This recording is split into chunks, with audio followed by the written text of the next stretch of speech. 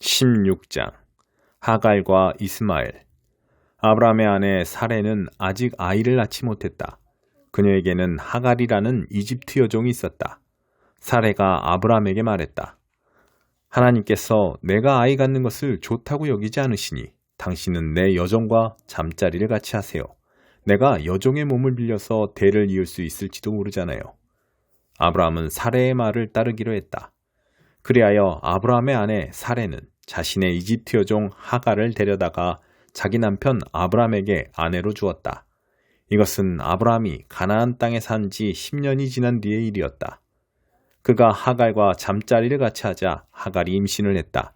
하갈은 자신이 임신한 것을 알고 자신의 여주인을 업신여겼다. 사레가 아브라함에게 말했다. 내가 이런 능욕을 당하는 것은 다 당신 책임입니다.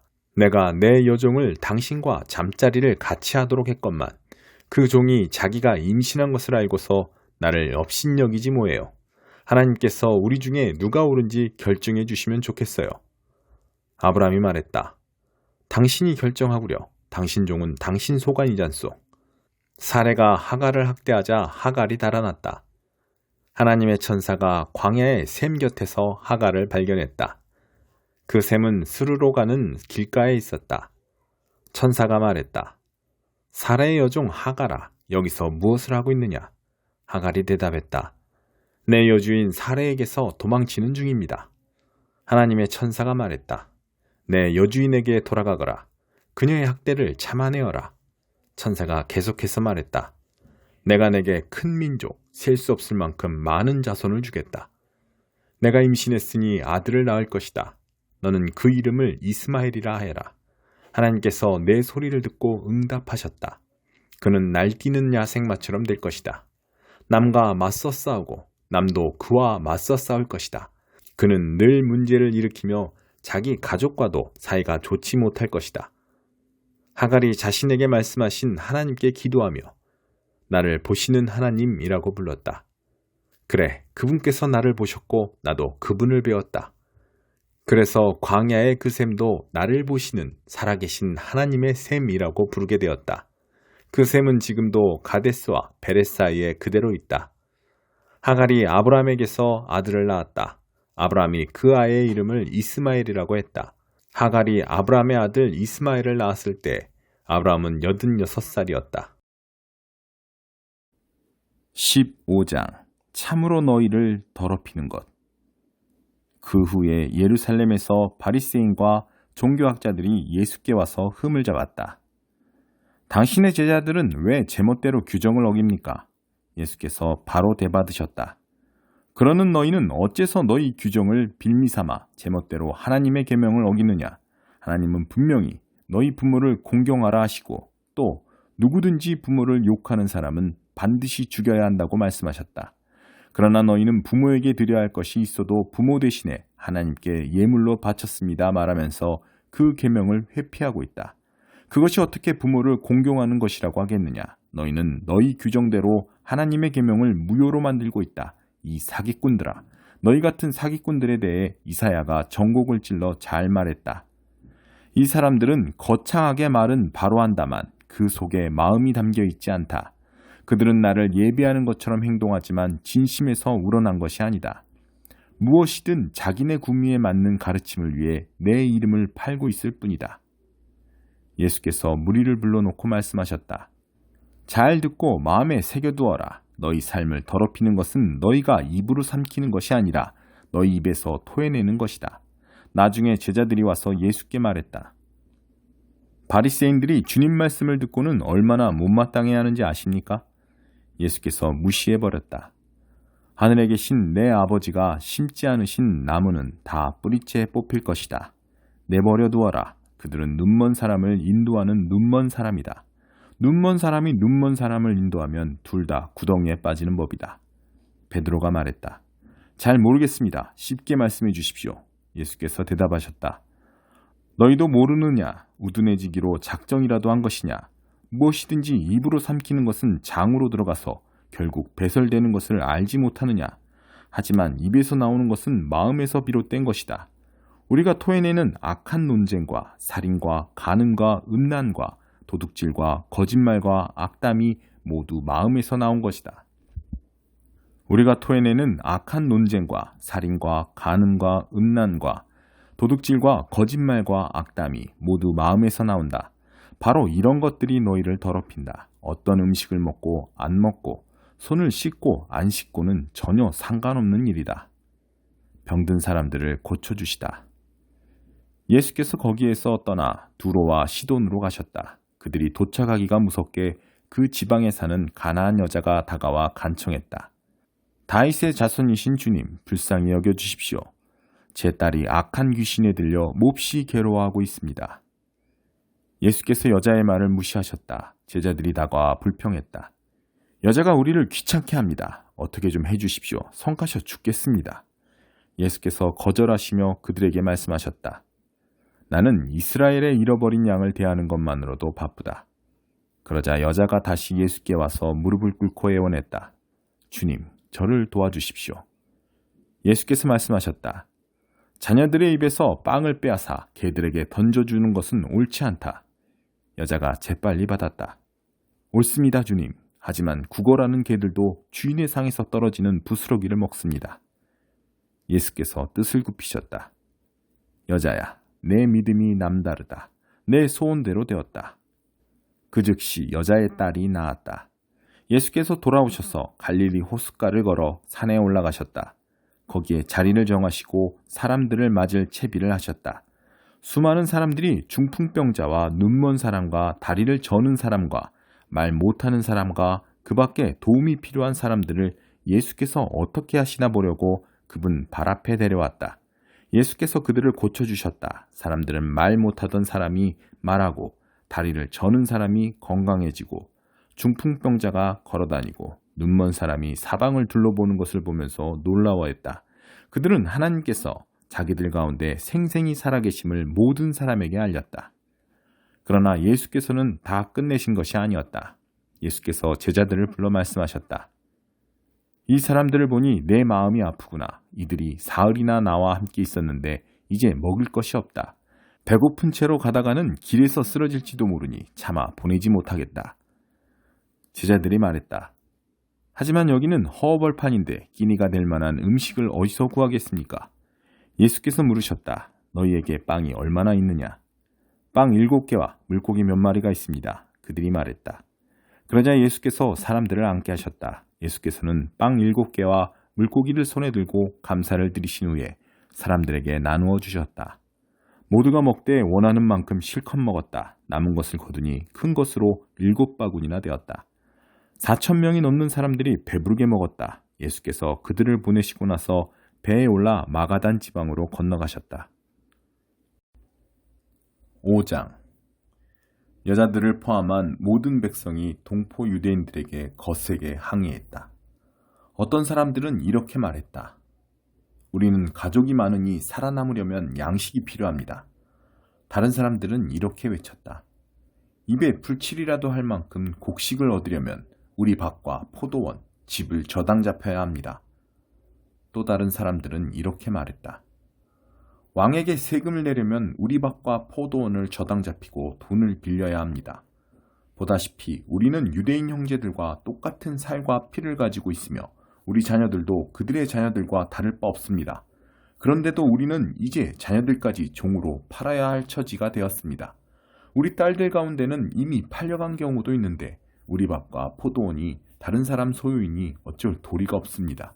그들의 항의와 불만을 들은 나는 정말 화가 났다. 그 내용을 신중히 생각한 끝에 나는 귀족과 관리들을 불러 꾸짖었다. 당신들은 형제를 갈취하고 있어. 이어서 나는 큰 회의를 소집하여 그 문제를 다루었다.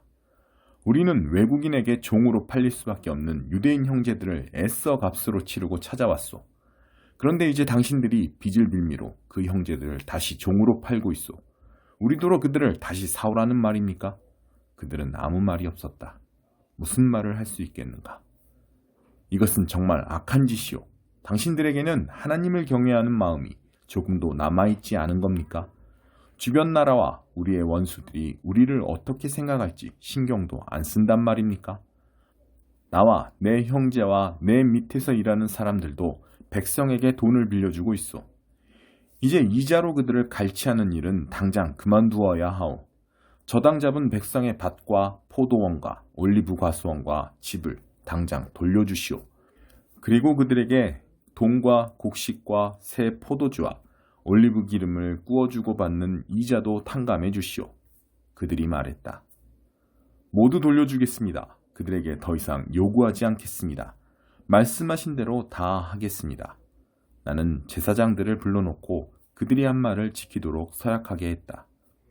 그리고 내 주머니를 뒤집어 털면서 말했다. 누구든지 이 약속을 지키지 않는 자는 하나님께서 그의 주머니와 집도 이렇게 뒤집어 털어버리실 것이오. 모두가 전심으로 예, 우리가 그렇게 하겠습니다 하며 하나님을 찬양했다. 그리고 그들은 그 약속을 지켰다. 나는 아닥사스다 왕 20년에 유다 땅 총독으로 임명받아 아닥사스다 왕 32년까지 12년 동안 총독으로 있었지만 나와 내 형제들은 총독으로서 받아야 할 녹을 받지 않았다. 내 전임 총독들은 양식과 포도주를 사기 위해 하루에 은 40세겔, 약 0.5kg씩을 백성에게서 거두어들여 그들을 착취했고 그 아랫사람들도 무자비하게 백성을 괴롭혔다. 그러나 나는 하나님을 두려워했으므로 그런 일을 절대 하지 않았다. 그보다 내가 한 일은 성벽을 쌓는 일이었다. 내 모든 부하들도 성벽을 쌓는데 몰두했다. 우리는 사리사욕을 채우고 있을 시간이 없었다. 나는 내 식탁에서 유대인과 관리들 150명을 먹였고 그 외에 주변 나라에서 오는 사람들도 있었으므로 날마다 황소 1마리, 기름진 양 6마리, 닭 여러 마리를 준비했다. 열흘에 한 번씩은 많은 양의 포도주도 마련해야 했다. 그런데도 나는 총독이 받아야 할 녹을 받지 않았다. 백성의 삶이 이미 몹시도 힘겨웠기 때문이다. 나의 하나님, 이제 이 백성을 위해 행한 모든 일을 기억하시고 제게 은혜를 베풀어 주십시오. 15장 이방인 신자들을 위한 지침. 얼마 후에 유대인들 몇 사람이 유대에서 내려와 모세의 방식대로 할례를 받지 않으면 구원받을 수 없다면서 모든 사람이 할례를 받아야 한다고 주장했다. 바울과 바나바가 즉시 일어나서 강력히 항의했다. 교회는 이 문제를 해결하기 위해 바울과 바나바와 다른 몇 사람을 예루살렘으로 보내 사도와 지도자들 앞에 이 문제를 내놓기로 했다. 그들은 전송을 받고 길을 떠나 페니키아와 사마리아를 지나면서 이방인들에게도 돌파구가 열렸다는 소식을 만나는 모든 사람에게 전했다. 그 이야기를 들은 사람들은 모두 굉장한 소식이라며 환호했다. 바울과 바나바가 예루살렘에 이르자 사도와 지도자들을 비롯해 온 교회가 그들을 따뜻하게 맞아주었다. 두 사람은 최근 여행 중에 하나님께서 자신들을 사용하셔서 이방인들에게 문을 열어주신 일을 보고했다. 몇몇 바리새인들이 일어나 자신들의 의견을 밝혔다. 그들은 믿는 사람들이기는 했으나 바리새인의 강경 노선을 계속 고수하려는 이들이었다. 그들이 말했다. 이방인 개종자들에게도 할례를 주어서 모세의 율법을 지키게 해야 합니다. 사도와 지도자들이 특별회의를 소집해 이 문제를 깊이 논의했다. 여러 주장이 끊임없이 오가는 가운데 열띤 논쟁을 벌였다. 그때 베드로가 자리에서 일어나 이렇게 말했다. 친구 여러분, 여러분도 잘 아시다시피 하나님께서는 이방인들도 이 복된 메시지를 듣고 받아들이기 원하신다는 것을 일찍부터 아주 분명히 밝히셨습니다. 그것도 전에 들은 말이 아니라 바로 내가 전하는 말을 직접 듣고 받아들이게 하셨습니다. 우리의 어떤 거칠애에도 속지 않으시고 언제나 사람의 생각을 아시는 하나님께서 우리에게 주신 것과 똑같은 성령을 그들에게도 주셨습니다. 그분은 우리를 대하시는 것처럼 이방인들을 대하셨습니다. 하나님께서는 그분을 믿고 신뢰하는 이방인들에게 역사하셔서 먼저 그들이 누구인지 깨닫게 하시고 그 중심에서부터 시작해서 그들의 삶을 깨끗게 하셨습니다. 그런데 어찌하여 지금 여러분은 하나님보다 더한 하나님이 되어서 우리 조상을 짓누르고 우리까지 짓누른 규정들을 새로 믿는 이 사람들에게 지우려는 것입니까? 주 예수께서 놀랍도록 너그러운 은혜로 우리를 찾아주셔서 구원해 주신 것처럼 우리 민족이 아닌 이방인들도 그렇게 구원해 주셨다는 것을 우리가 믿지 않습니까? 그렇다면 지금 우리가 무엇을 두고 싸우는 것입니까? 깊은 침묵이 흘렀다. 아무도 입을 열지 않았다. 그 침묵 가운데 바나바와 바울은 자신들의 사역을 통해 하나님께서 다른 민족들 가운데 행하신 기적과 이적을 사실대로 보고했다. 침묵은 더욱 깊어져 사람들의 숨소리까지 들릴 정도였다. 야고보가 침묵을 깼다. 친구 여러분, 들으십시오. 시므온이 우리에게 전해준 대로 하나님께서는 이방 민족들도 품으실 것을 처음부터 분명히 말씀하셨습니다. 이것은 예언자들의 말과 정확히 일치합니다. 이후에 내가 돌아와 다윗의 무너진 집을 다시 세울 것이다. 내가 모든 조각을 다시 맞추어 새 것처럼 보이게 할 것이다.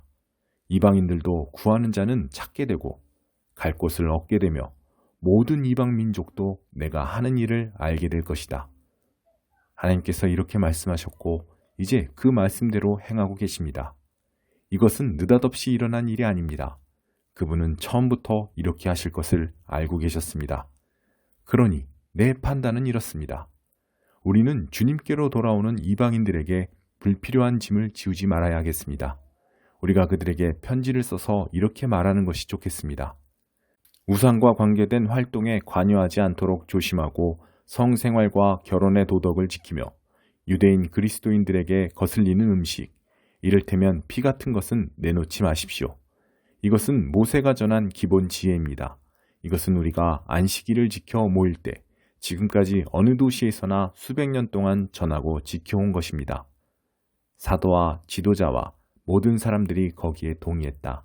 그들은 교회에서 상당히 비중 있는 바사바라는 유다와 실라를 택하고 바울과 바나바와 함께 그들 편으로 다음의 편지를 안디옥으로 보냈다.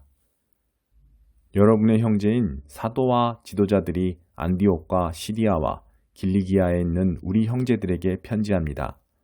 평안하십니까? 우리 교회의 몇몇 사람들이 여러분에게 가서 여러분을 혼란스럽고 당황스럽게 하는 말을 했다는 소식을 들었습니다. 알아두십시오. 우리는 그들에게 아무런 권한도 준 적이 없습니다. 그들은 우리가 보낸 사람들이 아닙니다. 우리는 우리를 대표할 사람들을 뽑아서 우리의 귀한 형제인 바나바와 바울과 함께 여러분에게 보내기로 만장일치로 결의했습니다. 우리는 여러분이 신임할 만한 사람, 곧 유다와 실라를 뽑았습니다. 그들은 우리 주 예수 그리스도를 위해 몇 번이나 죽음까지도 마다하지 않은 사람들입니다. 우리는 그들이 여러분을 대면해서 우리가 쓴 내용이 사실임을 확증해 주도록 그들을 보냅니다. 성령과 우리는 꼭 필요한 최소한의 책임 외에는 여러분에게 어떤 무거운 짐도 지워서는 안 된다고 생각합니다. 여러분은 우상과 관계된 활동에 관여하지 않도록 조심하고 유대인 그리스도인들에게 거슬리는 음식, 이를테면 피 같은 것은 내놓지 말며 성생활과 결혼의 도덕을 지키십시오. 이런 지침만 따른다면 우리 사이에는 뜻이 맞고 돈독한 관계가 충분히 유지될 것입니다. 하나님께서 여러분과 함께 하시기를 바랍니다. 바나바와 바울이 갈라서다. 그들은 안디옥으로 떠났다. 그들은 그곳에 도착해서 교회 회중을 모아놓고 편지를 읽어주었다. 사람들은 크게 안도하고 기뻐했다. 훌륭한 선교자인 유다와 실라는 많은 격려와 소망의 말로 새로운 동료들에게 힘을 실어주었다. 어느새 돌아갈 때가 되었다. 새로운 동료들 모두가 웃음과 포옹으로 그들을 전송했고 유다와 실라는 자신들을 보낸 이들에게 보고하러 가기 위해 길을 떠났다. 바울과 바나바는 안디옥에 머물면서 하나님 말씀을 가르치고 전했다. 그러나 그들은 혼자가 아니었다. 당시 안디옥에는 가르치고 전하는 사람들이 많이 있었다. 며칠 후에 바울이 바나바에게 말했다. 전에 우리가 하나님 말씀을 전하던 각 도시로 돌아가서 거기에 있는 동료들을 방문하고 어떻게 지내는지 알아봅시다. 바나바는 일명 마가라 하는 요한도 데려가고 싶어 했다. 그러나 바울은 그와 함께하고 싶지 않았다. 상황이 힘들어지자 밤빌리아에서 그들을 두고 떠났던 이 중도 포기자를 데려갈 마음이 없었던 것이다. 언성이 높아지더니 결국 그들은 갈라섰다. 바나바는 마가를 데리고 배편으로 키프로스로 갔다. 바울은 실라를 택해 주님의 은혜를 구하는 동료들의 인사를 받으며 시리아와 길리기아로 갔다. 그곳에서 회중에게 힘과 기운을 북돋아 주었다.